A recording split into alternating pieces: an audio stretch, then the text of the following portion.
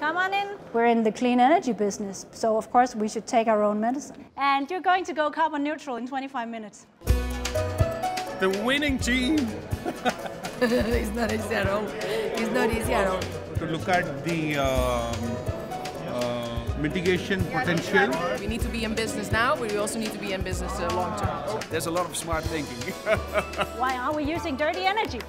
You have here a game board which represents 50,000 tons of CO2 equivalents that you need to either reduce or offset or in some other way achieve neutrality on. So you basically have to fill this. So each of these represent an initiative that will reduce or take away or offset an amount of CO2 emissions. It's a way of trying to illustrate what we do, because carbon neutrality can be quite complicated. And a lot of people think, well, you're just buying offsets, isn't that a little greenwashing? And what is it actually that we're trying to achieve?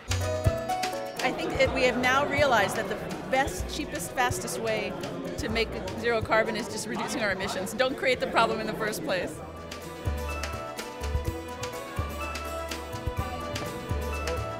I will write this one down, you pick the next.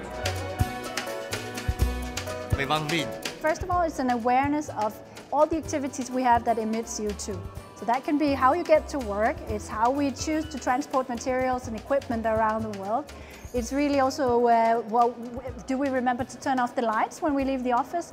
It really depends where you are, but we can all make a difference. So it starts with awareness, and then knowing that LM Wind Power as a company has this very ambitious target gives you a sense of purpose, I think at least. It was active, we got to think about what that meant and how the different scenarios of how you get there, and it just sort of got everyone in the spirit of thinking about how do we make a personal impact through our carbon footprint.